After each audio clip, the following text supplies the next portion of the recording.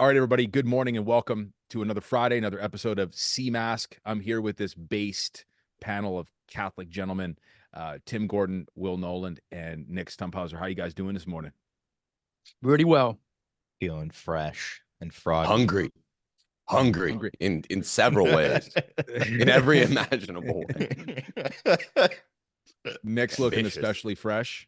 You look like Tom Selleck if you were to have a dirty blonde stepson ported straight out of the 70s. If he bleached his mustache. there's something above your lip there. I can see it. You said it was a suggestion indeed. All right. You're looking like Tom Selleck if he had a great grandson at this point. Oh, already off the rails is good. So today we're talking about mental health. So I want to approach this from a couple different angles. The first one is we see this rise of mental health diagnosis, whether it's self-diagnosis in the case of me and Tim with the hypochondria. That's maybe a story for later on in the episode. Diagnosis through secular therapists. This increasing popularity of these prescription drugs, SSRIs, benzodiazepines, et cetera. So I'd love to talk about what your guys' thoughts on this being potentially some kind of demonic oppression, diabolical in nature, and how much of this is actually genuine or just sort of symptomatic of the culture that we live in. And the other piece of that is, how have we personally encountered these particular stressors, anxiety, depression, panic, etc., and what has allowed us to keep these under control through obviously our faith, our spiritual walks with Christ, being Catholics, and some of the other things, activity, etc., that has allowed us to, like I said, keep these things under control. So to start this off, kind of just like how I said in the beginning there, what are your thoughts on the current landscape of mental health and the widespread diagnosis of anxiety, depression, etc.? To me, this seems like kind of a byproduct of the hyper fixation on the self. Some of it seems quite almost narcissistic in nature because there is this hyper focus on the individual, symptomatic of sort of individualism. So I'd like to hear your guys' thoughts on why this is so popular now. So there was a Cambridge economist called Clive Hamilton who wrote a paper by the name of The Disappointment of Liberalism. And one of the things he pointed out in that paper is that since World War II, real incomes have increased by around 4 to 5 times. People have never been wealthier in real terms than they are right now in human history. Yet depression has gone up in that same time period since World War II by about 10 times. So you're wealthier, but you're more depressed.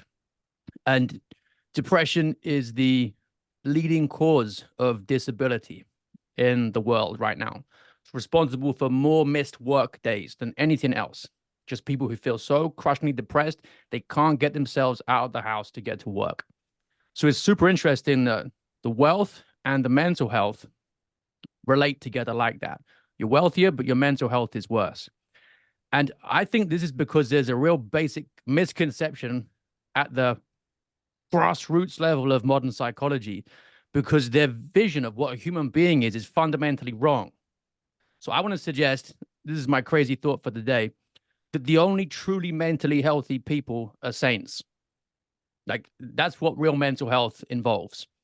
And it means embracing suffering and accepting that the fall of man, so original sin, means that we're disordered in all kinds of ways. And the expectation of happiness should not be the default. That's why we're told that the kingdom of heaven suffereth violence.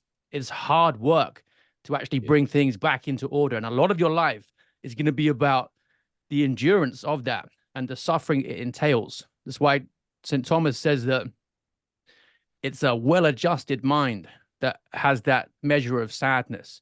Excessive mirth is actually worse than excessive sadness. So that's where I'm coming at today's episode from. Sorry, that was long. Yeah, I think it's the coolest mental health take I've ever heard. Yeah. It was good, really good. And it's especially on point, Will, for guys like Mike and me that go in and out of hypochondria, because the christening of the Heideggerian moment of authenticity, when one confronts one's own death, is the pinnacle of mental health that you're attributing to the saints. So like Nick and I talked about this a lot in April. I had this bad month of April, worst month I've had in 7 or 8 years of hypochondria. Or I mean, bar none. I've had a really easy 7 or 8 years, relatively speaking. Had some bad stuff happen then, got fired, had Patreon accounts canceled. None of it really stressed me out. Had a solid 7 years, let's say.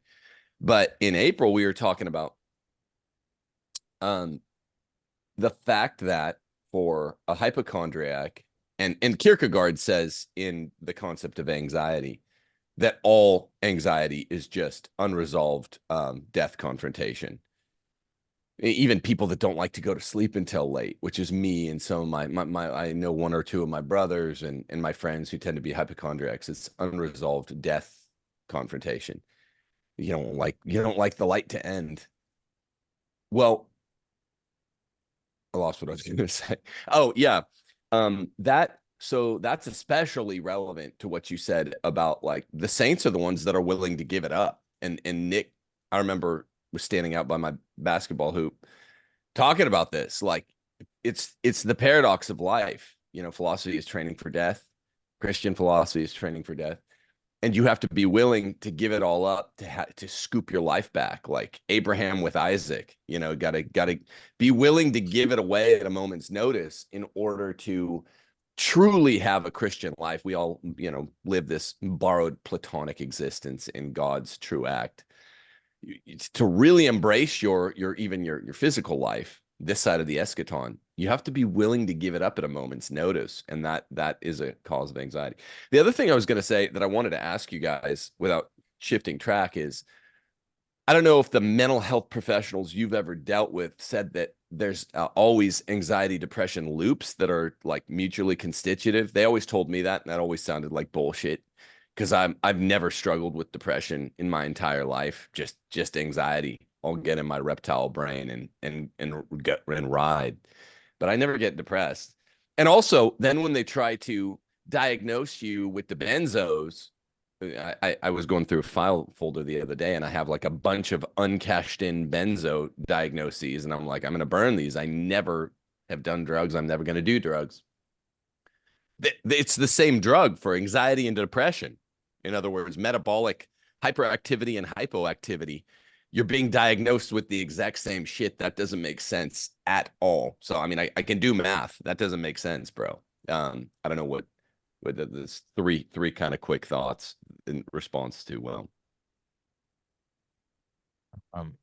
I'll just throw my foundational statement out there, and then we can build off of what Tim said if you want. But I checked this a while ago, and I think the number was lower. And in fact, this is suggesting that COVID increased it a lot. But Will's looking for a book. He's hunting for a book. Oh yeah, I can see it. I can see it. I can't see it. I know the one I want though. I'll find it in a minute. COVID increased this a lot, but 1 in 5 Americans are currently taking a prescription for mental health of some kind. So some kind of pharmaceutical mind-altering substance for mental health. It's about 65 million Americans. That's so many. I think 1 in 10 is an SSRI. So specifically like an antidepressant, or that's the class, is an antidepressant. But as Tim said, like they off-label antidepressants for everything. They off-label antidepressants for GI stuff. Yeah. What's that called? I'm idiopathic, whatever. What am I thinking of, Tim? Are Not you Crohn's. thinking Just the generalized. dicyclomine? No, just the generalized if your tummy hurts a lot and they can't figure out why. They call it. Oh, the GI. It doesn't matter. It doesn't matter. Yeah. I couldn't remember it for some reason. Solvent or something. I forget what it is. Yeah, but I remember when I was 18, I was depressed, as every 18-year-old gets at some point. But it was pretty rough, and I kind of bullied my mom into letting me go see the same neurologist who actually diagnosed me with Tourette's when I was 8 years old. The guy was like 1,000 years old. I was like, I'm sad, give me drugs. And when I was 18, I didn't have the same perspective on health and nutrition and big pharma and so on. And, you know, my poor mother was trying to get me to do anything else besides take pharmaceuticals. And I was being very difficult and informing her how little she knew about the study of pharmacology, and that these scientists with their fancy papers knew much more than she did. And they put me on Lexapro, and 4 weeks later I wrote a suicide note, and then they put me on Prozac, and about 4 weeks after that something clicked. Praise the Lord, something clicked, and I was like, you know, I don't think these pills are right for me. And I stopped taking them cold turkey, which you're not supposed to do. And, you know, got one of those, I don't know if you guys have ever had this. Well, Tim, you've never taken psych drugs, but you're not supposed to stop them abruptly, because you'll get like these really horrifying feelings of electrocution that like run up your spine. You felt that, Mike? Oh yeah, I've had brain zaps hardcore coming off. I can't remember which one. It was escitalopram or something along those lines. But yeah, there's significant, like there was like short circuiting happening in your brain or whatever was going on. Definitely. Yeah, it feels like you shut the fork in a light socket. Yeah. Luckily, it only happened once, but it was very scary. You know, and I got off those and have since, I think, have a much better apprehension of the whole landscape of mental health and well-being. But yeah, I'm just putting that out there as sort of the foundation for this episode of like, yeah, I've been as low as I thought I could get, and I've tried the drugs, and the drugs are bullshit. And anyone who's actually on the drugs and has ever gotten off will tell you the exact same thing, that it's not, whatever pharma is offering you is almost certainly not the answer, at least today. Yeah, there's some decent studies on the fact that just lifting weights does more for depression in men than pills do. So I always tell guys who are struggling with mental health, how much exercise are you doing? Start with that. Yeah. Like be regular with your exercise routine.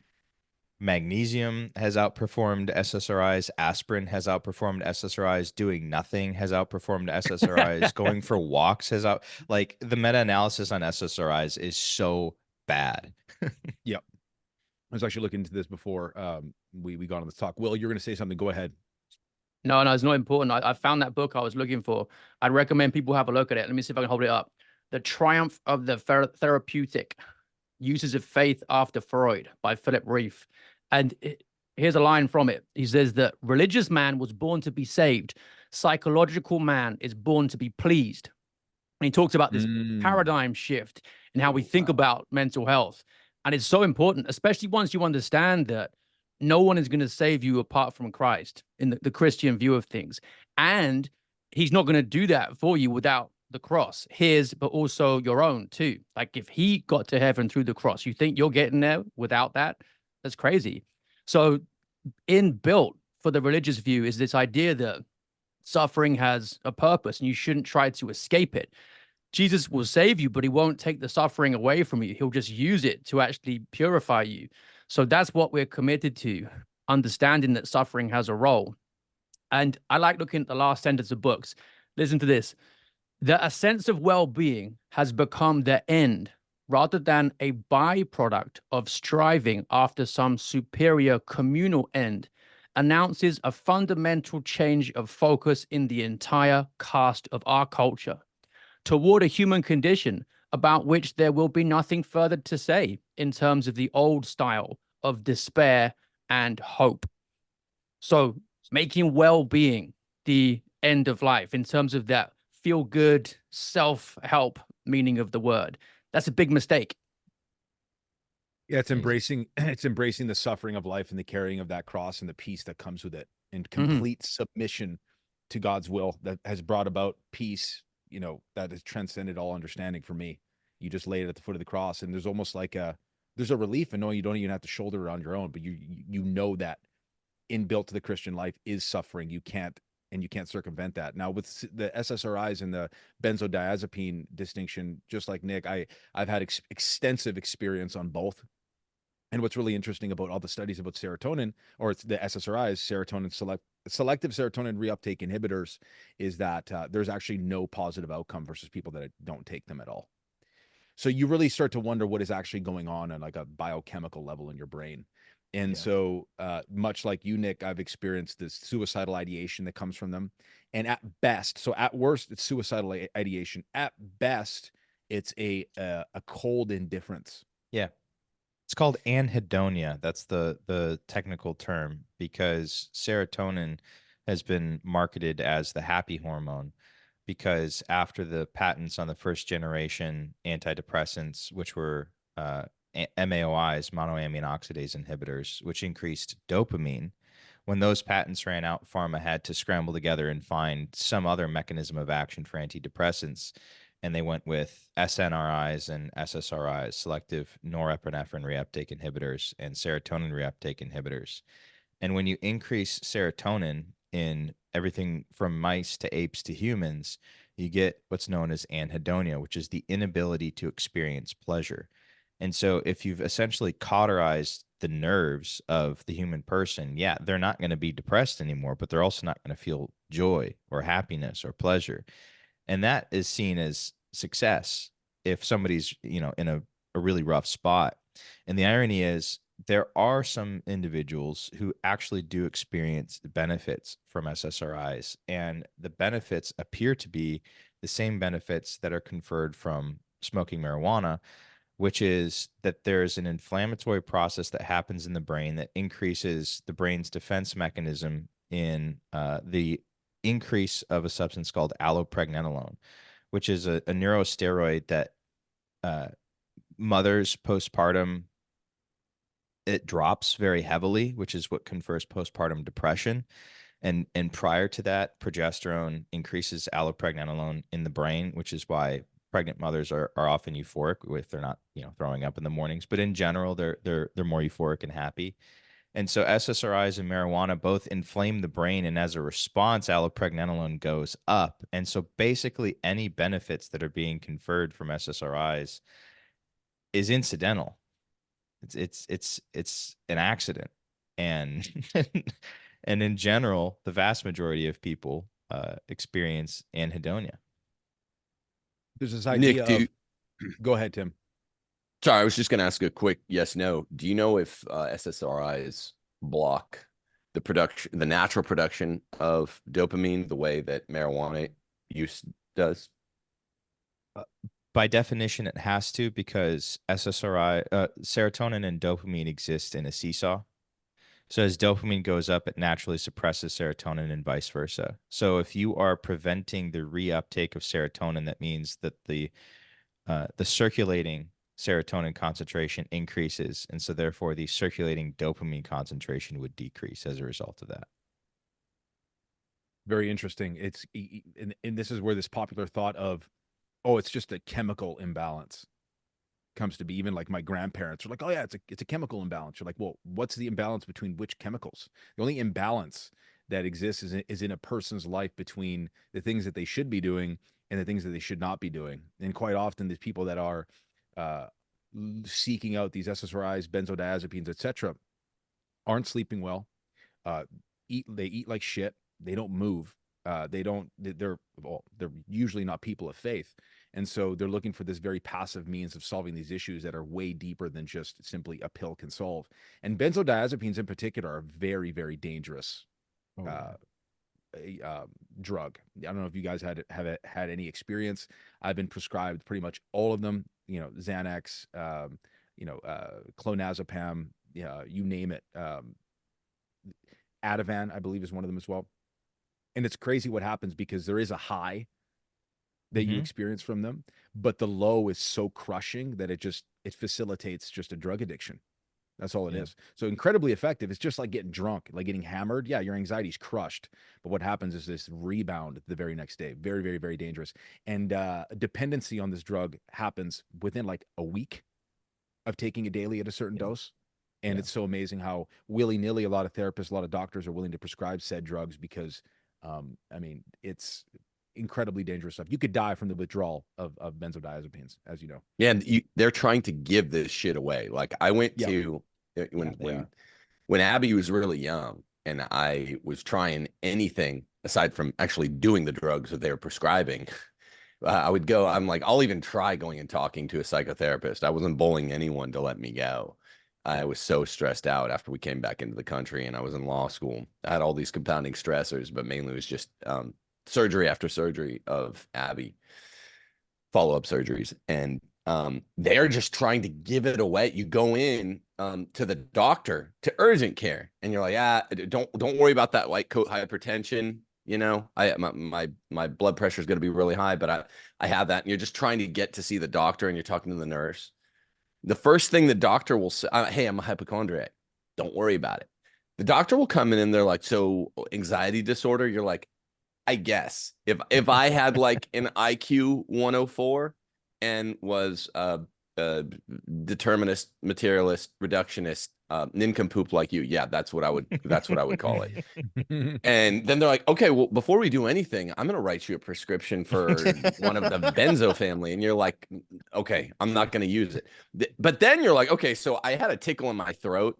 I just want to make sure it's not like throat cancer. And then you're like, okay, it's strep throat. It's harder to get them to prescribe you an antibiotic, which, you know, if they're willy-nilly with the writing of antibiotic prescriptions, who cares? But they're like, I guess I'll give this to you. You're trying to take it out of their hand. Yeah. They're like, take the benzo. And they're like trying to force feed you these pills that forms this ridiculously sharp contrast of their enthusiasms for prescription. So that's one thing. I wanted to ask Will, are you familiar with the so-called 3 ages of the ancient Greeks? Well, in reference to your book, you know, you have the Homeric age. Oh yeah, pure violence with just a little bit of natural law. You get prefigured in Homer and Hesiod, and then the tragic Greeks, very, very cool, overlooked, interesting age. You know, the era of the tragedians, 500-600 BC, and then of course you have the they call it the Platonic age, the philosophic Athenian Enlightenment. I call it the Aristotelian age, which they say killed the tragic age. These 3 Greek eras, if you talk to any serious Catholic scholar of philosophy, says basically this is the Holy Spirit readying the way for Christ, so that, you know, the Greeks readied the way for Christ so that the world could understand, because the Greeks culminated with Aristotle. We haven't really ever gotten past Aristotle aside from a little bit of systematization by Aquinas. So this era of Christ ushers in the concept of the salvific man, or the man, you know, soteriological man, whatever your book stated. The domestication of the man in need of salvation is what you mentioned, the domestication of the gospel, the domestication of the West, the desacralization of the West is therapeutic man, where he just wants to be pleased.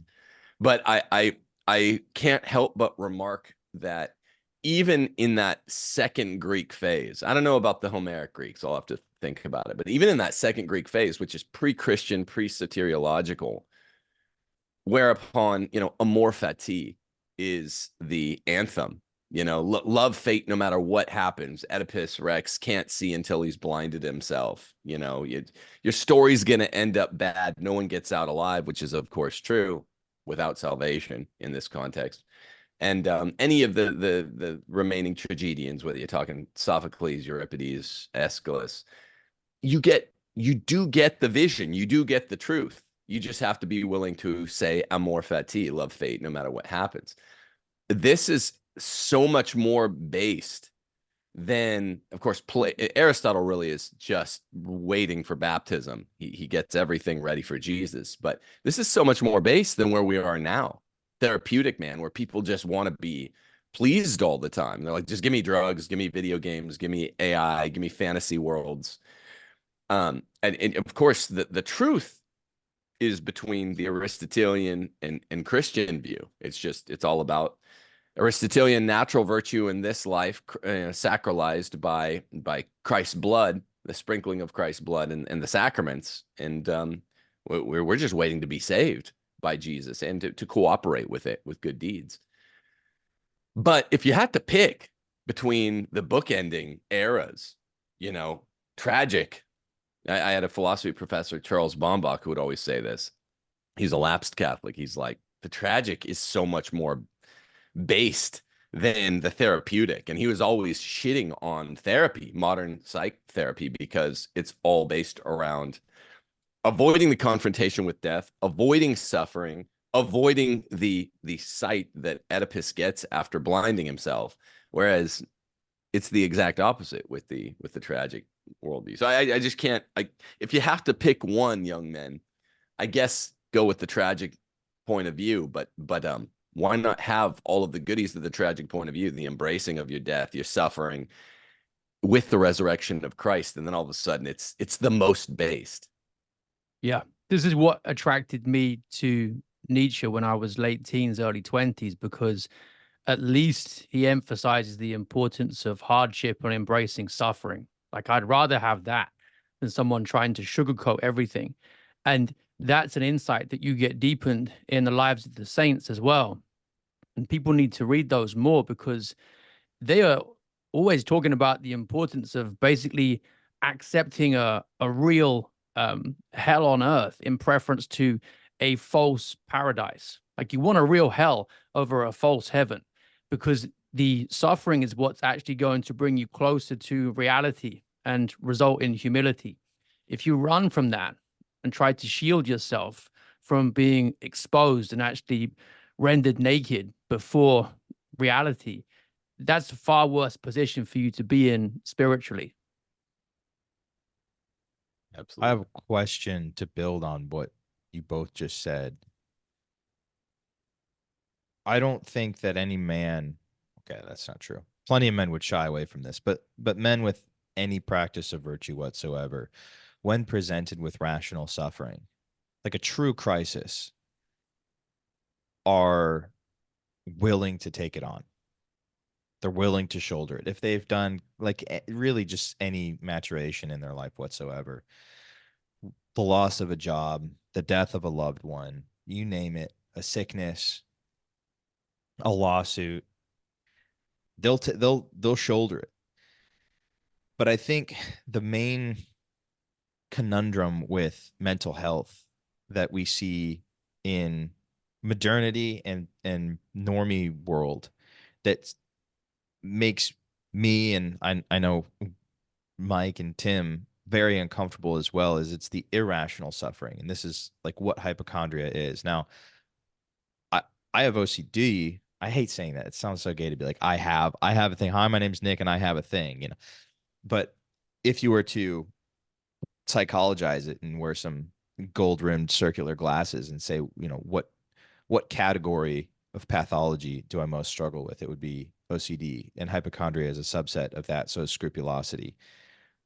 When I was 8 years old, I was diagnosed with Tourette syndrome. I had a lot of physical tics. And then when I was 19, I was diagnosed with narcolepsy. Come to find out, OCD, narcolepsy, and Tourette's all exist in the same part. The same part of the brain is injured. The caudate nucleus and the orbital cortex are all injured. An injury to their causes all three of those things. And if you have one, it's very likely you'll have two. And if you have two, it's very likely you have all three. And I ended up having all three. And it also, just as a side fact, in 2011, the pandemic's flu vaccine in Norway found an 800% increase in narcolepsy cases. The last vaccine I got was in 2012. It was a flu vaccine. So it's very possible that a lot of these things are like actual physical injuries to the brain, whether in childhood or later in adult life. But anyway, back to my original point, which is what I think men really struggle with is the feeling of emasculation that comes from the irrational. Yeah. You know, Tim, I just was on the phone yesterday with Tim. Like, and maybe this is where the diabolic comes in. Maybe this is where the alchemical in the brain comes in. I don't know, but there's something there that just completely sets you off and you can't pin it down. And the longer you look at it, the less sense it makes, but it's the scariest thing. And you start behaving irrationally, and then you don't feel masculine as a result of this. And I think that's really where the mental health question starts to come into play, because it's like, yeah, if any good Christian man, if you present him with suffering, they'll be like, okay, let's do this. Yeah. And nobody's really going to fault you. Nobody's really going to look down on you. Like, oh, Tim, why are you stressed? Oh, your daughter's getting half of her brain removed. My goodness gracious, what can I do for you? You're such a strong man. Even if you were like a sniveling heap on the ground, everyone would be like, what a strong man that is. But the moment you're like, well, I think I have cancer, and they're like, well, do you? And you're like, no. Then all of a sudden it's like, wait a second. I thought you were like a Chad. You know, what's going on? So how do we deal with the irrational is my question. So the Stoics have some truth here, I think. They get a lot wrong in that their ideal, and not a lot of people know this, is actually just to basically ignore all emotion and see the whole of it as bad. What they say is that play it out. What's the worst thing could happen? Set that out on paper if you need to. If you're up late at night and can't sleep, write down what the worst thing that can possibly happen is. And you have to face that all the way through and remind yourself of it again and again so that there's no boogeyman at the back of your mind. And once you can make peace with what that worst possible outcome could be in principle, and just accept that maybe that is what Providence has in store for you and there's some good reason for it, then you can put the anxiety to one side. But most of what you're talking about there, Tim, means that Nick, sorry, and Tim with the same like mental process, it's like a vortex that just opens up, you get sucked into it, and you get whirled around continually. And 99.999% of the stuff you worry about never even happens. Yeah. So it paralyzes you. Yeah. Remember, Caesar was like better to die once than 1,000 times. You know, when I think it's in Shakespeare's tragedy of Caesar. Like, better to die once than 1,000 times. Like, why are you going into work today? It's the Ides of March. And he's like, I'm not going to worry about it. If it does, maybe he should have on March 15th. But, you know, some days you stay home from work, Julius. But he's like, I'm not going to do it. I'm going to die once. I have to die once anyway. And I'm not going to start missing work thinking today could be the day. That's admirable. And it's definitely neo-stoicism at its finest, but it's really hard to do. It's really hard to do because it requires of a man the confrontation with worst case scenario, which is usually some non-adequated death fear, some death fear that you haven't confronted yet. So I agree that if you do ultimately, the one way out for the Christian, that the tragics could just say amor fati, amor fati, amor fati. I'm like, whatever happens, I'm gonna love it. It's like, okay, but that's disordered the same way Buddhism is disordered, because we have natural appetites for survival. We have natural appetites for food, water, drink. Our appetites are good. Buddhism sucks, right? Buddhism is nihilism. It's passive nihilism, to borrow the Nietzschean term. It just says, oh, try to make yourself have no desires. Well, that's subhuman. That's like, you know, there's a reason it's Chinese, right? That's like robotic. So, and knockoff. I got sent out of class as a kid when we were taught about Buddhism. I remember it really clearly. They just explained that there was this Indian prince who went and sat underneath the tree and figured out that everything was emptiness and it was all meaningless. I just laughed so much I got sent out of class. Sounds gay. Sounds really Indian or something. Sounds super Chinese. I mean, it's not well ordered to not have the appetite for survival and health. They're absolutely normal. Just go read Aristotle, the craving of health. The unwell man will crave health above all else. The poor man will crave money above all else. But the Christian can really have this moment where he says, Lord Jesus Christ, Son of God, have mercy on me, a sinner. And that always is, when I take the end run to, okay, what's the worst case scenario here? Which I pretty much always do, because I always catastrophize and take the end run to the worst case scenario anyway. And it's not about everything. I'm very optimistic. I'm very weird that way. It's only with the worst case scenario in terms of health. Everything else, I'm like, I think this is going to work. I think it's going to work out. I think we're gonna make it big here. but with health, not. That I just end run the end run and I say, okay, Jesus prayer, oldest Christian prayer. That's the only thing that ends up making me feel better. And me and Nick were talking about it that night out by my basketball hoop. It's like, all right, that's fine. It's what Will said. It's like, if this be it, then this be it. And I can get there as long as I'm not trying to shortcut that step where you're willing to tender it all like Father Abraham. So many thoughts on this. Touching real quick on the sorry, Will. No, it's the point about it ultimately being about confrontation with death. I'm just thinking there's been a lot of times when I was not expecting to almost die, when I did almost die. One time in a PE class at a school I was working at, the kids were throwing shot put. And I went out to pick them up. And then I picked the shots up. And as I got up, everyone's faces were just white with shock. And I was thinking, what the hell happened? And one of them had thrown a shot when he wasn't supposed to throw it. And apparently it missed my head like this much, just went straight past onto the grass. And that would have been it. And I was thinking, okay, in hindsight, I was 100% going to hell at that point. If I died right then, I was in mortal sin for sure. But that wasn't to be. And there's lots of stuff like that. I bet there's times when you're not even aware that you almost died. It might be something, an intersection or plenty of close calls. So just in principle, this idea of worrying that maybe today is the day, maybe it is.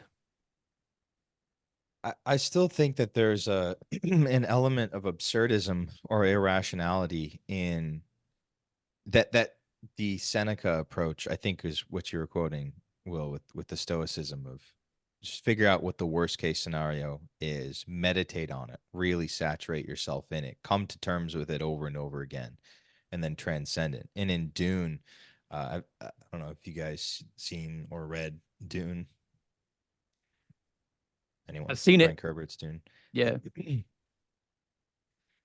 Great quote from it. I must not fear. Fear is the mind killer. Fear is the little death that brings total obliteration. I will face my fear. I will permit it to pass over me and through me. And when it has gone past, I will turn the inner eye to see its path. Where the fear has gone, there will be nothing. Only I will remain. It's basically exactly what Seneca is proposing there. But I'm proposing that there's something additional, something neurotic, irrational, that is being perpetuated, that there's some button in the brain or in the heart or in the soul that's being pushed, perhaps by the diabolic, perhaps by an absconding father or a withdrawn mother or something that needs to be resolved in order to, because even if it is like hypochondria is kind of the most clear path to, it's the fear of death. I don't find the idea as compelling that all fears lead to the fear of death. Because I would argue that what I do in my career flirts with death more than the average Joe, like maybe not like a oil tanker man, but like most of the films that I've made, specifically these little ones right here, like the person who made that film 10 years ago, Bill Bowen, he was murdered for it. And the two subjects in that movie were also murdered for it. State Senator Nancy Schaefer. Like I go out and I do things that put my life on the line all the time. Doesn't bother me whatsoever. But then it's like these abstract things that I really can't trace that back to a fear of death. So is it diabolic? And what do you do with that when you think the rope is a snake and you know the rope isn't a snake, but doesn't matter? I think that's not what's meant in like the Heideggerian sense. It's the confrontation with nothingness, and at least material nothingness. So it's not, like I do lots of dangerous things too, and I have these two divergent natures. I mean, I have one nature, but I have two divergent sets of mental habits. And one is to do, particularly when I was younger, to do dangerous things and not worry about it. And it's like, wow, that was a kind of confrontation with death. I mean, what's going on between the ears and confronting, like, I will, again, it's not even strictly material nothing, because I'll get my heavenly body back at the general judgment. But you get it. My body will decompose in the earth. And it doesn't matter whether it's going to happen today or it'll be by a car accident. Probably most of us have had near misses by car accident we don't even know about, by the way. Well, but then what? Okay, what's the source of your fear? Sin, suffering, sickness, death. All of the four costs of our first parents screwing the pooch royally, Adam and Eve. Sin, suffering, sickness, death. What are you really worried about? I mean, I don't want to go Jerry Seinfeld, but like, if the number one public fear is public speaking, and the number two common fear is death, then it means that, like, if you're at a funeral, you think you're better off being the guy in the coffin than the guy that's eulogizing him. It's an old Seinfeld joke. It's kind of dumb for it to be anything other than that. I mean, the only fear that's really rational is fear of winding up in eternal damnation. That's a really, really rational fear, and no one can ever really be called hypochondriac for having it.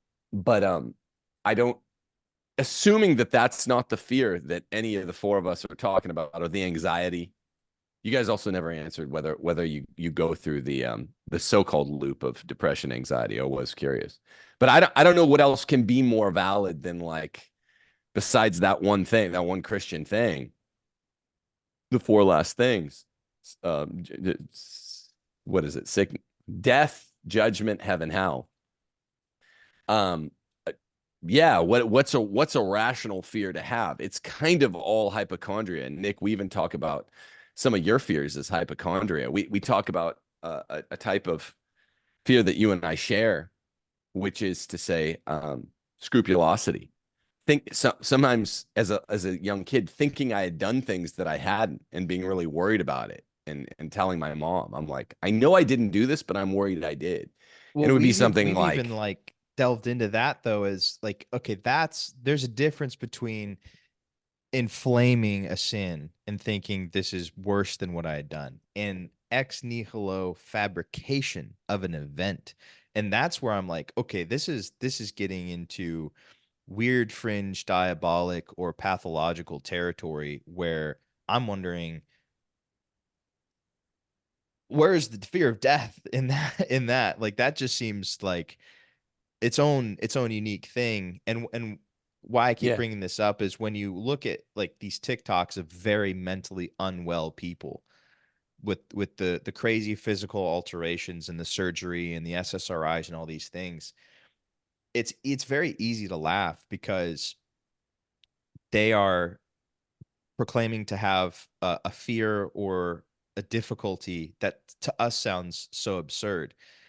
But, like, that's what makes, quote unquote, mental health the hardest. That aspect of mental health, I think, is the hardest. I'm sad because there's a just reason for it. That's just life. Buck up, get a better community around you, go find religion, practice virtue. It's the stuff that makes you feel like you're going crazy that I feel like. So with scrupulosity or hypochondria, where you can take, I mean, with scrupulosity, you can invent something that you've never done before. And maybe that's even something worse than scrupulosity. I don't know. But even, let's say, for example, you wake up one day and it just hits you out of nowhere. What if I have a neurodegenerative disease? And then you can backfill all of this evidence that you might have a neurodegenerative disease. Could that, and I've been waiting in the wings with the screw tape letters here. Could that not be the demon that was assigned to you at birth, just like you have a guardian angel, just going, hey, what do you think of this? Because they know you. They know your idiosyncrasies. And they're just like, I'm just going to fuck up his whole day. Go deal with this one, buddy. And then you just spend the whole day, like, running around in circles. Like, am I sick? Am I going to die? Yeah. And I feel like we have to, like, as Catholics, as Christians, you have to address the fact that there's a third entity besides neurochemistry and environment that's at play here. that leverages neurochemistry and environment constantly to drive your attention away from the true, the good, and the beautiful into a form of Satan worship. Ripperger would probably agree with me on this, that attending to evil and worry and anxiety all the time is a form of worshiping Satan and not Christ. Yeah, there's here's a quote from McHugh and Callan's Moral Theology. The devil, who excites vain fears in order to diminish devotion, to discourage the use of prayer and of the sacraments, to drive to tepidity and despair. They put that as the #1 external cause of scrupulosity. So it's what you're talking about there, Nick. Tepidity and despair, and making people think that they're not going to go to confession, for example. What a great way that the devil can undermine us. And about half an hour ago, when Mike was saying that he's often heard it dismissed as just a chemical imbalance, that framing of the whole problem is the problem, because you're not just a collection of chemicals. That's the materialistic view of human beings that is the error of modern psychology. So what Nick's saying here, that we have to appreciate the importance of the spiritual component to human beings and really take seriously the reality of demonic oppression. I'm not talking about possession here, just oppression. That's it. That's the Catholic view of it. Right, Mike? Absolutely. So what I've boiled it down to for me is just simply, I'm a guy that has or exercises a lot of control in many areas of my life, right? Lifting, nutrition, my sleep, hydration, etc., etc. Extremely disciplined. And then it comes down to, it's the fear of the unknown. It's something that I cannot control. Because when I think about death, it's like death, especially now as a Catholic, death, I'm not scared of death. Right. I'm not. It's the fear of this imaginary thing and not knowing how to handle it. Mm-hmm. It's not even so much it's the cancer itself. It's the not having the diagnosis, positive or negative. Yeah. Okay. That's Question for you, That's Mike. that's a good response. And this is a probing question. So, and it's very personal. So answer it only to the degree that you are comfortable. But were there Probe alert. Trigger warning. Okay. Were You're about to be probed. Were there relationships as a child and as in your formative years that it was your improper responsibility to curate in order to be okay? Did you have to maintain control or exert control over particular emotional states of people in your life to make sure that everything would be okay, that you would be attended to?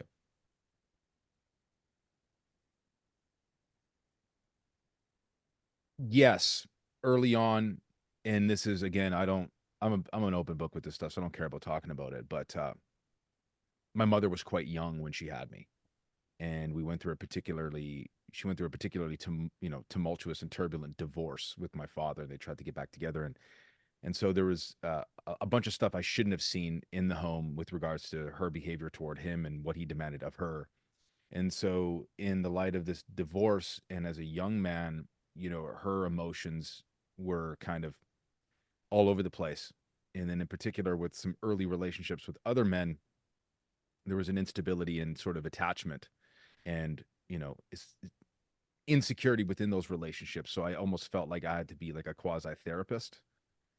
And so you know what I'm saying? So I had to, and it didn't go on for very long, but I do remember this distinctly.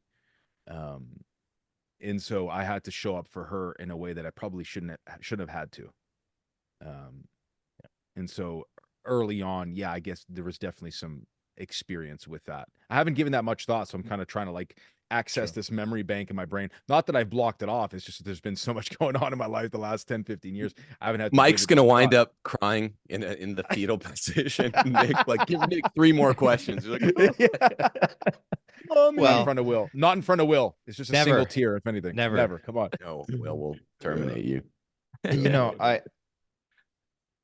I find these sorts of investigations interesting. I also don't know then what the next step is after you're like, yes, it is that. Great. Now what?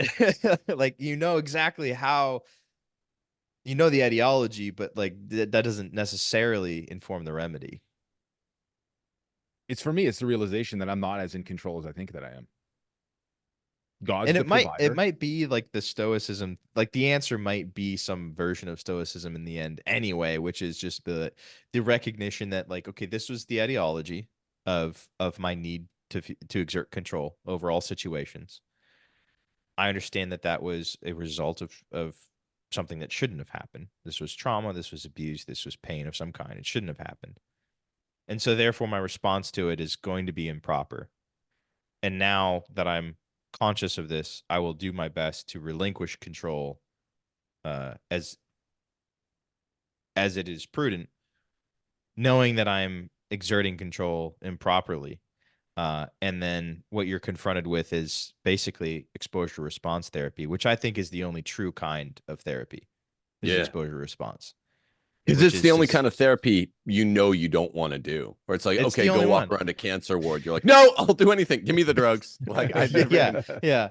you And know so it at works that when you point, don't want it. and so maybe I just answered my own question that the remedy then is just figuring out what are you afraid of and then sitting with that thing for, okay, so Will was right. All right. And Seneca was right.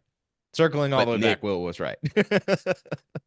I think it's important to say this, that this is a man-woman difference thing. Like most young boys, whether from a divorced or a non-divorced background, are sired by their mothers. Yeah, I mean they're sired by their fathers by definition, but they're reared by their mothers. And there is a very real difference between men and women, whereupon men are natural romantics. We did a show on that. Men are natural compassionates, not Yeah. women. Yeah. These are Yeah. two lies we've been told that Seamask is plumbing. We're the compassionate and romantic ones. And so men who are, I think it's almost a universal condition, Nick. I know what you're asking for between Mike and maybe yourself. I don't know. Like, well, were you kind of put in a position of emotional nanny to some extent with your mom? I think that is quasi universal. And Well, in the era of you're absconding fathers, that has to be the case. yeah, it has to. But I mean, but you didn't have a divorced mom and dad. In the No. era of absconding fathers, it's always going to be true that to the extent that men aren't acting like patriarchs and aren't kind of helping their wives to gain emotional control and to exert some emotional control on their wives.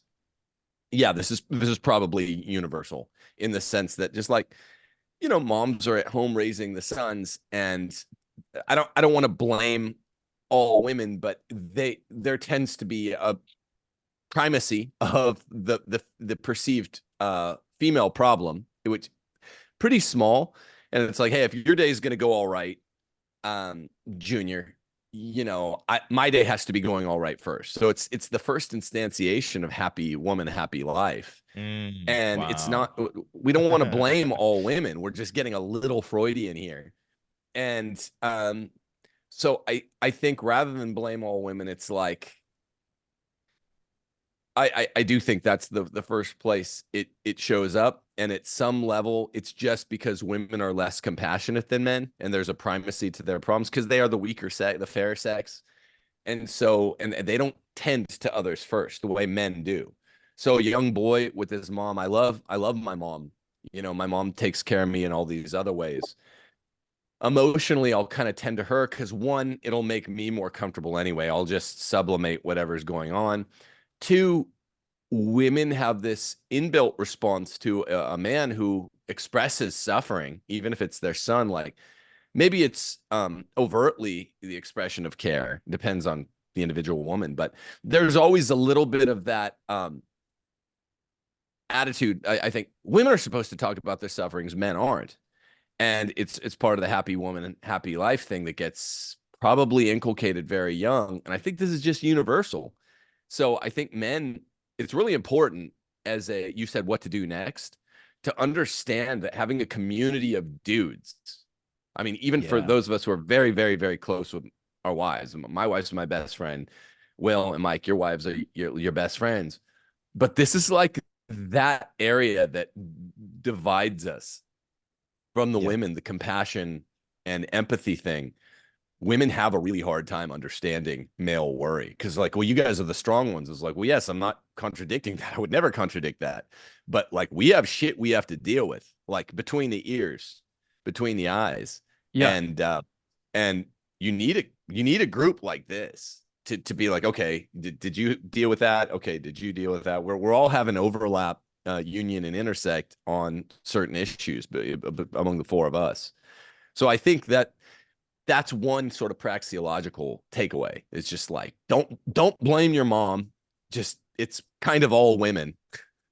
They kind of like, Don't blame your mother. Their blame problems are all bigger women. than everyone else's, even if they're smaller, It's really interesting because if you just look at the psychological studies, women are higher in trait anxiety than men are. Like anxiety is more often a female thing because they're more risk averse, because we don't want women to die, because normally when the mother dies, the infant dies. If the father dies, the infant's got a pretty good chance of survival as long as the mother's there. So they are higher in trait anxiety. But the kind of things they worry about are very different from what men worry about. Men tend to have more responsibilities, more dependence, and they're worried about other people's safety a lot more than they are about their own. A lot of what Tim was describing to begin with is about, what will happen to his daughter, for example. Give you a crazy example. All my kids had 3 kittens for Christmas a few years back. And one of the kittens was really sick. I don't even really like cats, but they like it. And I was worried about what was going to happen to this stupid cat with its gastrointestinal disease. I'd wake up like, is the cat dead? And go and have a look at it. And it became a thing for me. Even though I didn't like cats, there's just something in my household to look after. Right. And what you see is that I think with young boys being raised as well, when the mother is overly influential compared to the father, the mother has this tendency to try and steal the struggle and take away any of the bad stuff that the boy might be going through. Whereas what God does is actually just say, you know what? Sometimes the struggle is exactly what you need. And although it might be physically bad for you, this is a harsh truth. A very bad bodily illness, maybe even cancer, might be good for you spiritually. So you just have to accept that there are all kinds of terrible, terrible things that can come your way that in the moment will feel like they shouldn't be happening to you, but there's a good reason for that. And you might think, what have I done to deserve this? Like, I got cleared by the professional body in the teaching association of any wrongdoing. And for a while I was thinking, this is so unjust. Why have I been fired? And I thought, well, you know what? I deserve suffering for all kinds of reasons. It might not be what I did in the lecture that I got fired over, but I've done a lot of bad stuff in my life and I deserve more suffering than this. So I'll just see it that way. And you can take it up a level too, which is that, okay, let's say that you don't think it's for something that you've done in the past, whatever bad thing is happening to you. Well, you can actually offer it up as penance for someone else too. You can think, for all the people who have done something that they deserve to suffer for, I'm going to offer this up for them, which again is something you see in the saints' lives too. So whatever suffering comes your way, the abandonment to divine providence, you can see the value in it, either for yourself or for someone else. And you don't have that prideful judgment that you've figured out that there's just no way at all this should ever be happening to you or there's any value in it. That's so right. And I think, man, there's so many of these issues that are a byproduct of the absconding father. Certainly in my case, being raised by a mother who had and still has great intentions. She's an amazing woman, and I love her very much. It's this over-identification with emotions and not knowing what to do with them. And it's just a fundamental lack of calibration, not knowing how to handle them. And so that certainly was the case for me. And being exposed to her and that maternal instinct that she has was very detrimental to me. So what I did when I was a young man was moved out and moved in with my grandfather.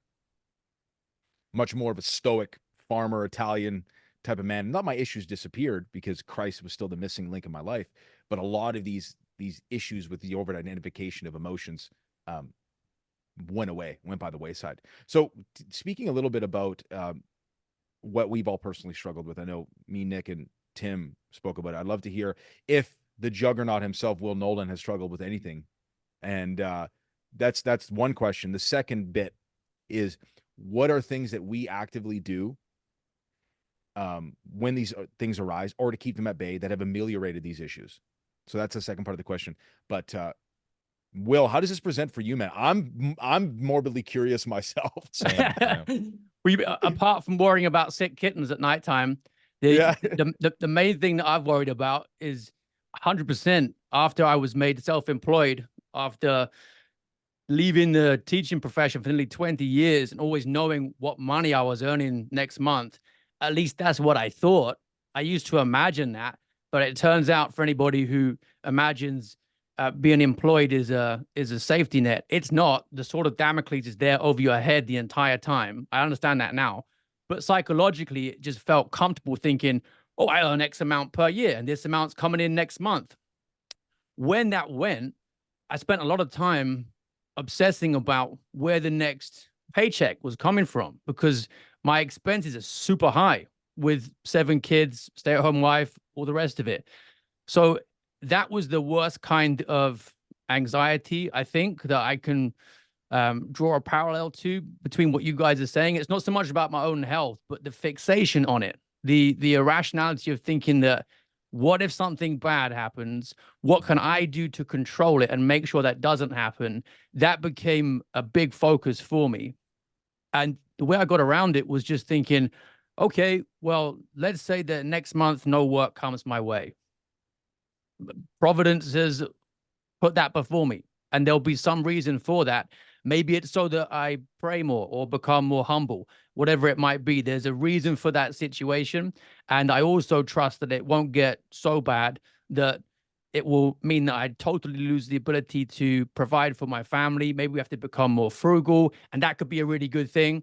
So try to look on the bright side of whatever God sends your way. And looking back on some of those years when I was convinced that, the next month I wouldn't be able to pay the bill for the housing or whatever it was, it never happened. It always worked out fine. And I actually learned a lot going through it. So I think that's the main thing I would point to. I'm trying to think of other things that have really bothered me. One time when I was a kid, my middle brother grabbed a pot of treacle, like golden syrup, and he just thought, I'm going to drink that. And he poured it down his throat, and it was kind of cold and sticky. It got stuck in his throat, and he started choking. And I was really young at the time, couldn't figure out what to do. My mom couldn't figure out what to do either. So we had this choking kid in the middle of the kitchen with a esophagus full of treacle, and he couldn't get any air in. And a friend who was there at the time figured out, let's just pour some really hot water down his throat, and it melted it. And then he could breathe again. But since that time of feeling like nothing I could do in that moment to fix it, I got anxious about people choking.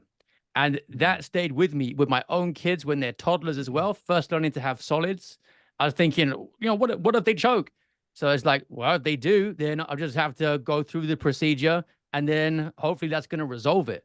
So that's more similar to some of the health concerns that you mentioned, but it's all about letting go and accepting that there are some things that you can't control. And that's just a position that hurts your own pride sometimes. I thought we were about to hear a Will Noland irrational treacle fear. I was like, anytime treacle's nearby, Will's fetal positioning up. Yeah, no, by the way, young men out there, once you start having little kids who begin feeding themselves at 3 or whatever, toddler age kids, it's not an irrational fear to be worried about choking, because they just choke all the time, and it's terrifying. It's so terrifying, isn't it? Yeah. Well, your fears are so rational. I will say, as I approach the 4-year anniversary, June the 3rd, of finding out I was fired, that was one I just, again, I don't catastrophize. It's so interesting to note the polymorphism of our 4 fears here. There's some overlap, there's some not. I'm like, I somehow just knew things were going to be okay. And the last 4 years they've just flown by in self-employed entrepreneurship. So I know they have for you too, Will, but it's such a rational fear. But that one I never had. I'm like, no. I prefer to worry about stuff that's never going to happen. So much better. It's odd. It's odd to see how fear meets each man between the ears, between the eyes, in the heart. Yeah. So the 2 main ways have been health worry, financial worry. And so this is a message to all the young people out there too. There was many times in my youth where I always thought I was depressed, when really I was just going through a breakup, or I was fornicating too much. Like a breakup's not depression, guys. The Zoomers need to hear this. Like you're not depressed. Yeah. Just make that clear. How many times I thought I was depressed? It's like, no, it's because I had sex before marriage. I formed a bond with a woman I shouldn't have formed a bond before marriage with. And that's the result of, we're not meant to break up, guys. That's not what we're meant to do with these people Right. that we end up having sex with. It's a But very, that- very, very important thing to say. A lot of people don't understand that. I think it's exacerbated by this fornicating, porn watching culture. It is because you're playing house. So it is like That's a it. divorce. If you've had Exactly. sex or Death. gone anywhere near Yeah. home run, if you've gone to even really second or third, second base with a girl on the old, 90s base system, then that is like a divorce because you're not supposed to be doing that. On the other hand, you don't get emo music or even the Blue Weezer record level of angst post breakup from going and sitting in a drawing room with 2 or 3 or 4 different girls and their like aunties, which is the way you're supposed to really court girls. Just find out about them, learn who they are. You don't get that if you're like, oh, that girl's boring. I didn't like her. I didn't like the way that girl's nose wheezed when she talked. Like, I don't like her. You're not going to get the angst. Mike's dead right. You only get the angst from pretending you're some girl's husband for 1, 2, 3 years. I don't think it's really spoken about enough. Will, go ahead. No, it's not. In his 800 and something page textbook, Introduction to the Science of Mental Health, Father Ripperker makes the point about cohabitation, that it leads to mental problems because you are in a situation where you lack the grace that you get from the sacrament of marriage.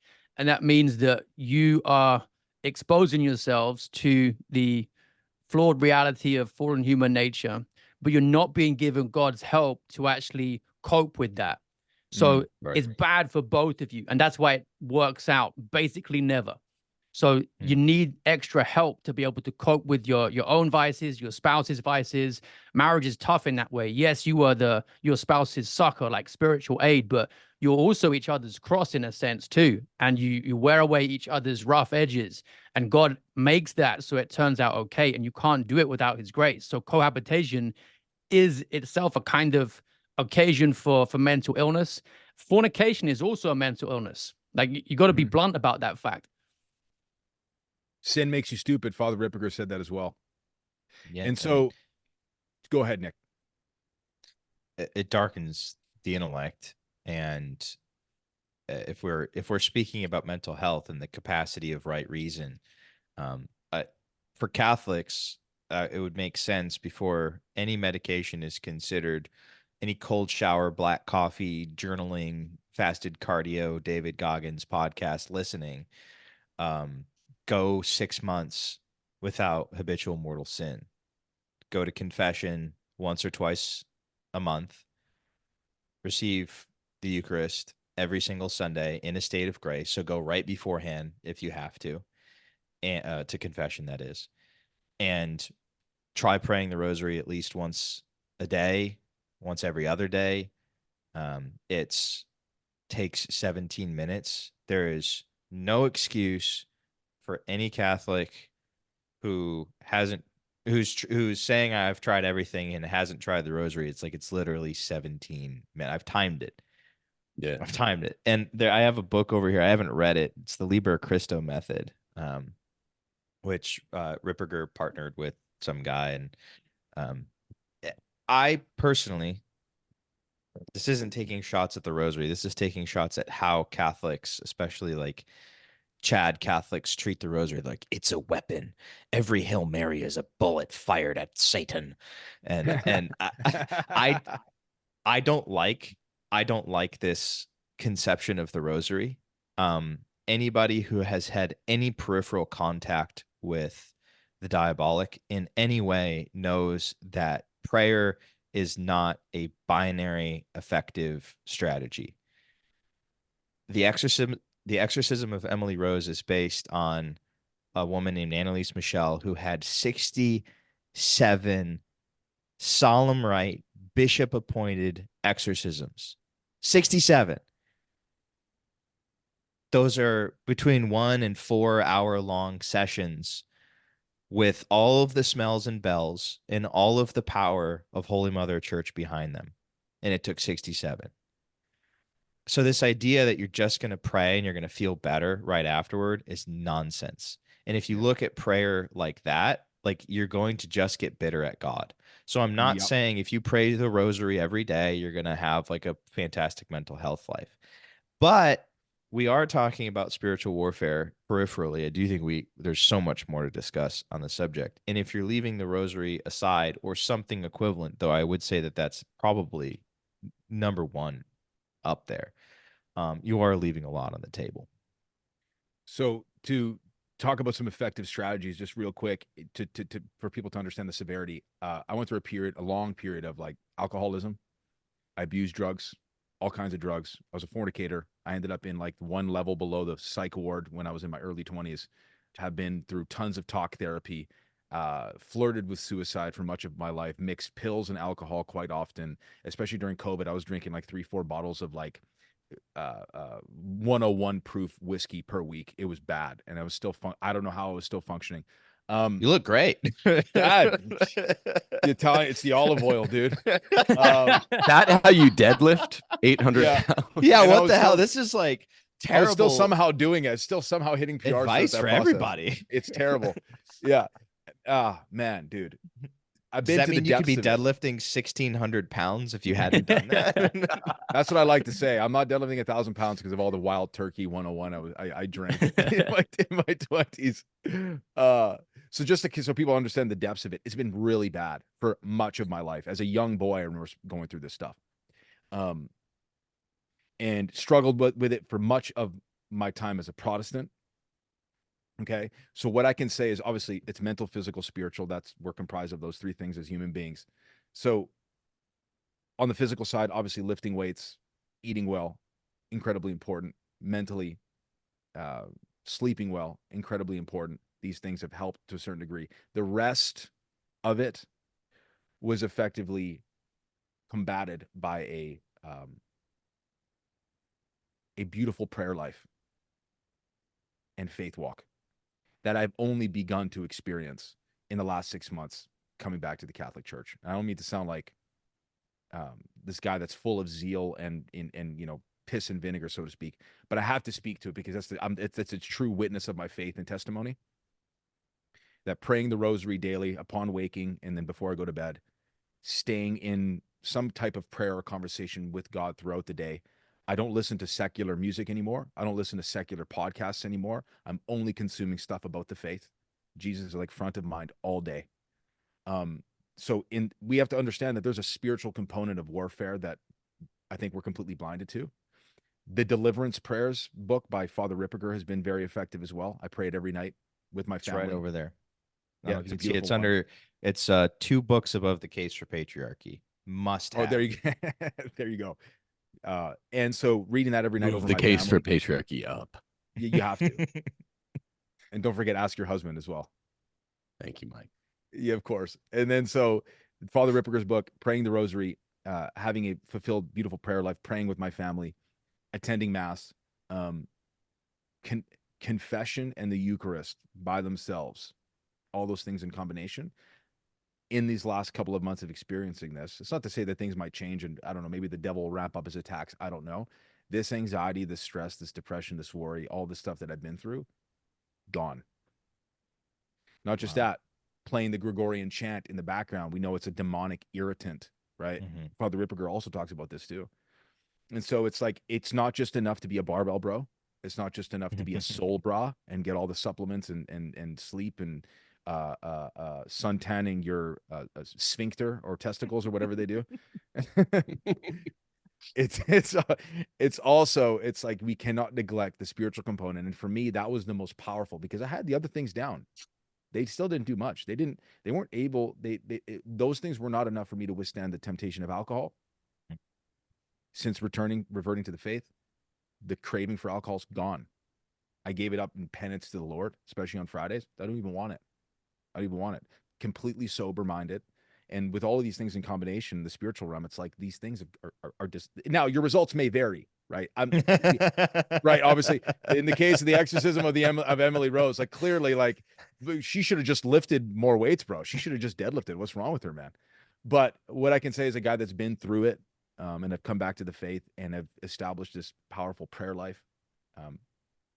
These things are gone, or at least effectively. Like you neglected to mention the best benefit of daily rosary, which is yada yada yada. You'll go to heaven, yada yada yada. It'll help you get virtue, but you neglected in the number one thing that you are on Taylor Marshall's team. You're on Taylor Marshall's team. That's true. You're on Taylor Marshall's team. I thought you were going to say that you get to say that you pray the rosary.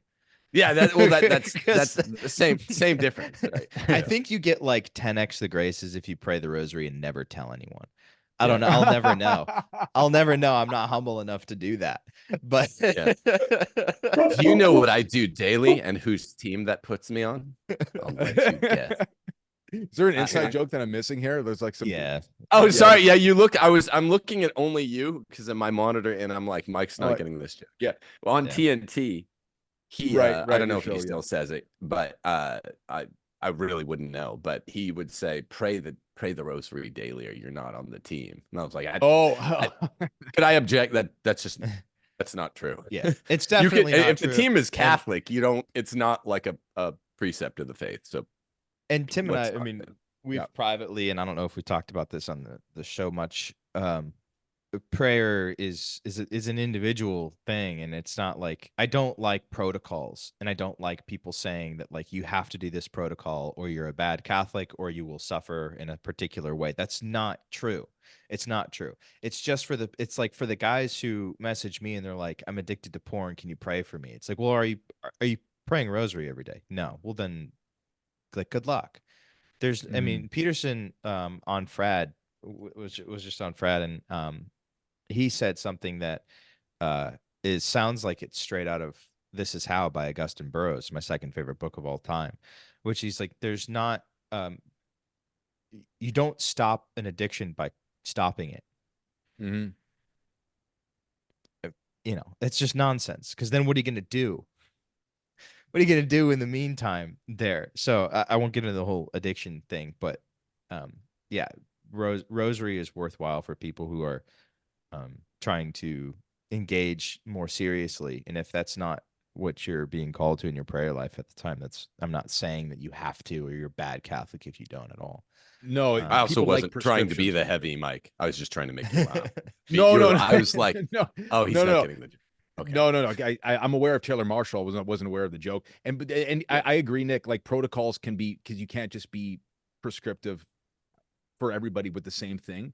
It's like, this is why with my content, I'm not preaching at people to do a certain thing. It's like, this is what's working for this guy right here. You could try it. You should probably. You didn't sound preachy at all. You didn't. Oh, I hope not, man. I hope not. No, you sounded good. It just sounded like, hey, this is what I did that worked for me. God is good. Deo gratias. You know. Yeah. But no, my joke made it. It's just dumb. Anyway. There's a spiritual classic book called The Abandonment to Divine Providence by Jean-Pierre de Caussade. I think it's 17th century. I'd really recommend that anyone who's struggled with some of the stuff that we talked about today, have a look at that, because if you want something that's really stood the test of centuries of readers and everyone saying this has helped, that's a book to turn to. Here's a couple of lines from it that sum up what we've been saying. There's not a moment in which God does not present himself under the cover of some pain to be endured, of some consolation to be enjoyed, or of some duty to be performed. All that takes place within us, around us, or through us contains and conceals his divine action. God teaches the soul by pains and obstacles, not by ideas. And there's one other one that I think just sums up today perfectly. To escape the distress caused by regret for the past or fear about the future, this is the rule to follow. Leave the past to the infinite mercy of God, the future to his good providence, give the present wholly to his love by being faithful to his grace. So that sums up quite a few of the different lines of thought we've been considering in today's episode, and that's abandonment to divine providence. This is why it's so great being Catholic, because you've got this unequaled, like nothing even comes close, tradition of spiritual wisdom, philosophical insight, and you just go and you mine it, and it will help you. I want to speak to a couple of things on that, Will. The present. So Screw Tape Letters, just I recently read it. I know this is from the 30s, so like I'm not breaking new ground by pointing out this book, and I'm sure that the book that you referenced, Will, is more erudite than this work of fiction. But for the lowbrow kid who needs audiobooks and pictures, this has been very effective at transmitting a lot of those truths that you just described. And he talks about the present as the domain of God and the past and the future as the domain of Satan. And that because God's outside of time, contemplation of heaven and remaining present is the two ways in which man are closest to God. And if he wants to spend as much time away from God as possible, put him in the past or the future. And so I wanted to speak on the idea of fear for a second. A few notes that I took on this. First was what Ripperger says that fear is, which is the perception of a future evil that you cannot overcome. And as soon as I heard him say that, I wrote that down. The perception of a future evil that you cannot overcome. And so something that I was thinking about in prep for this episode is if all of us were to zoom out and look at the fears or the time that we've dedicated to fears and what those particular fears are, and express as a percentage how many of those fears came true in the way that we were afraid of them. When expressed as a percentage, it would probably be 0. At least in my case, it is. So something that I learned, maybe one day I'll explain more as to how, but something that I learned about 9 months ago was that the language of demons is fear and the language of God is faith. And I know that kind of just sounds like Christian word salad, but I do mean that very specifically. So faith, to quote Hebrews, is the evidence, the substance of things hoped for and the evidence of things not seen. Yeah. Okay. So faith is substance and evidence, which is not how the word faith was ever used in my entire life. Faith was the thing that was filled in like dark energy is in astrophysics equations because the math didn't work. Like, well, I know you're supposed to be over there. I know you can't get there. So just throw faith in there and now you're supposed to be there. Congratulations. You believe in God or you assent to whatever these truths are. But that's not what faith is. It's substance and it's evidence. And it's a gift as well. And it's also an act. It's an act of faith. Weirdly enough, fear is the exact same thing, just inverted. Mm-hmm. It has no substance and there is no evidence, but it produces like a very real result. You might even say that for most people, fear produces more of a visceral, actual affectation of behavior than faith does. I would say most people do, unless you're surrounding yourself with saints. Most people are acting very reliably in accordance with what they're afraid of and not faith, even though there's, as we just said, there's been 0 out of all of the times that whatever you're afraid of has transpired in the way that you think. So again, going back to what Will was saying, the past and the future are the domains of Satan. And so I've been waiting to read this, but in terms of what a man can do to deal with fears like this. So for those who don't know, Screwtape is a demon. He's writing to his nephew Wormwood, and it's from the perspective of demons and trying to coach his nephew Wormwood into best dragging his patient to hell. And so he says, and now for your blunders. On your own, showing you first of all allowed the patient to read a book he really enjoyed because he enjoyed it and not in order to make clever remarks about it to his new friends. In the second place, you allowed him to walk down to the old mill and have tea there, a walk through country he really likes and taken alone. In other words, you allowed him 2 real positive pleasures. Were you so ignorant as to not see the danger of this? The characteristic of pains and pleasures is that they are unmistakably real, and therefore, as far as they go, give the man who feels them a touchstone of reality. Thus, if you had been trying to damn your man by the romantic method, by making him a kind of child Harold or Werther submerged in self-pity for imaginary distresses, you would try to protect him at all costs from any real pain, because, of course, 5 minutes genuine toothache would reveal the romantic sorrows for the nonsense they were and unmask your whole stratagem. But you are trying to damn your patient by the world. That is, by palming off vanity, bustle, irony, and expensive tedium as pleasures. How can you have failed to see that a real pleasure was the last thing you ought to let him meet? Didn't you foresee that it would just kill by contrast all the trumpery which you have been so laboriously teaching him to value?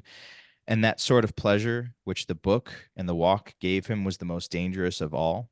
That it would peel off from his sensibility the kind of crust you have been forming on it and make him feel that he was coming home, recovering himself?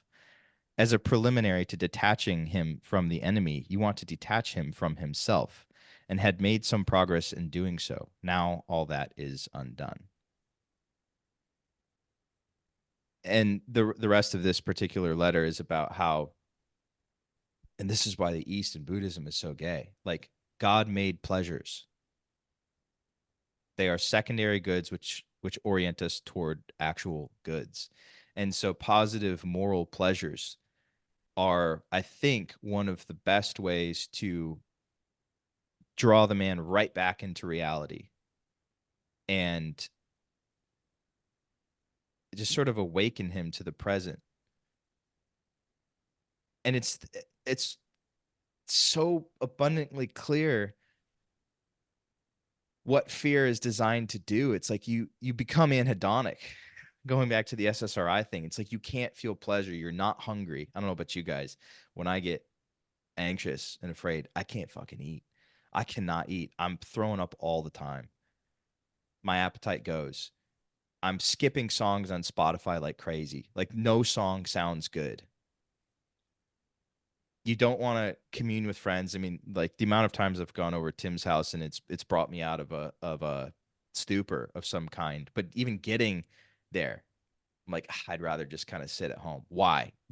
I don't know, because it's more comfortable to just be like home and not feel good than to just get out and go commune with friends like that. So I guess something I only just recently read this, so I can't even say it's something that I'm doing, but something that I'm going to be striving to do going forward is just very consciously like cataloging what are positive moral pleasures and then just do them as much as humanly possible.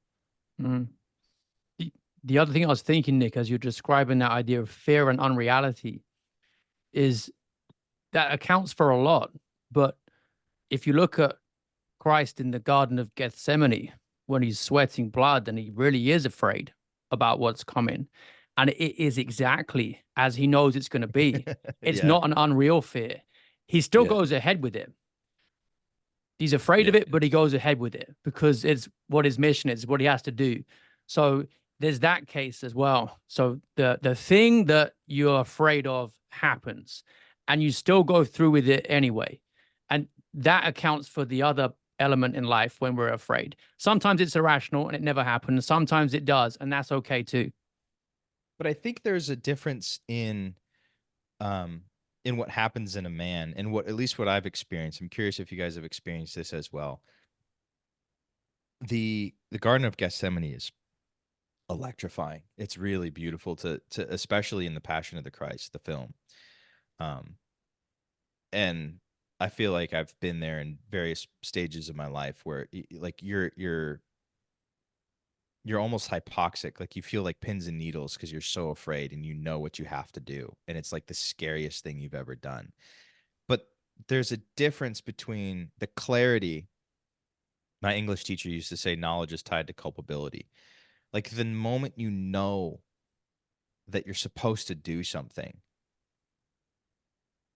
it's okay to be afraid because you're just like, all right, well, I have to somehow muster up the courage to go and do that thing. And so like the fear is almost edifying, because courage isn't just being afraid.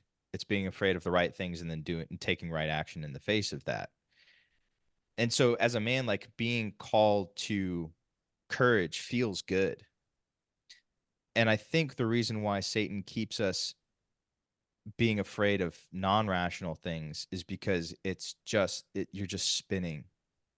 There's no actual direction. There's no edification whatsoever. So it's like, we'll just keep you afraid of something that's never going to happen. The hypochondria, the scrupulosity, the past, the future, versus what Christ was doing, which is like, that